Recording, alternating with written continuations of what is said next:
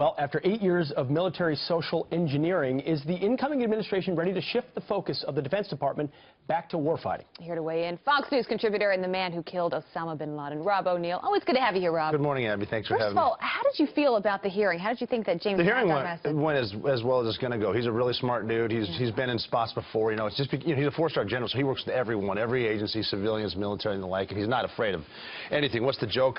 He has a bear rug in his house. It's not dead. It's just too afraid to move. That whole thing. He's good. He handled it brilliantly, and he said exactly what he needs to say. It's going to be a lethal military, and we're going to make any time an enemy faces this military on the battlefield or the ocean, it'll be a very long day. And Rob, a lot of the questioners on that panel tried to make it about gays in the military, or women in the military, about the social engineering aspects of what this administration's been doing. How are they going to look? How is James Mattis and Donald Trump going to look at the military differently? They are not going to come in to change a bunch of stuff. He's a man of quotes, and one of his quotes is, if you come to me with a problem, I'll look at it, but I'm not looking for a problem. And that means the people before him he respects. They have stuff in place he's not going to try to overturn, but social engineering will no longer be a priority. When I was in, I'm assuming when you were in, with gays in the military, we didn't care. Yeah. But they made such a big deal out of everywhere else. It's a distraction. We don't care when we're sitting there. But it's like the inevitable quotas that come in for your unit's got to have X number of this or X number of that.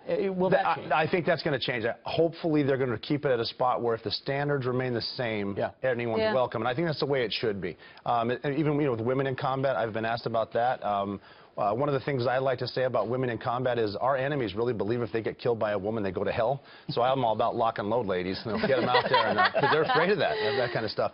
But I've been to combat with women. I've been in gunfights with women, and if they're there are definite spots that women can do that men can't do. It would just wouldn't look right in certain. I don't want to get into the certain tactics, but I'm just glad it's not going to be a priority. Let's make the Navy green. Make sure we're using biofuels. And we shouldn't lower the standards of what's expected to be able to fight in combat. Don't lower. Just as long as you don't lower the standards, everything's going to be good. It's such a great point about green fleets and everything too. I mean, that's been this obsession. Climate change. It's got to move back to ISIS and enemies. It does. It does. The Navy doesn't need to be running on biofuels. The Navy needs the ability to put a carrier out on the coastline and say, guess what? We're here, knock it off. That's right. That's what the Navy do. And we have those destroyers, all kinds of fun names, and cruisers and subs, and we need to get them back. Just out there, forward defense, aligning with our allies, showing America's back, and you can depend on us. And we'll defend you against Russia. We'll defend you against. We'll destroy ISIS. They're going to destroy ISIS. They'll keep up. Rob, both of you would know best.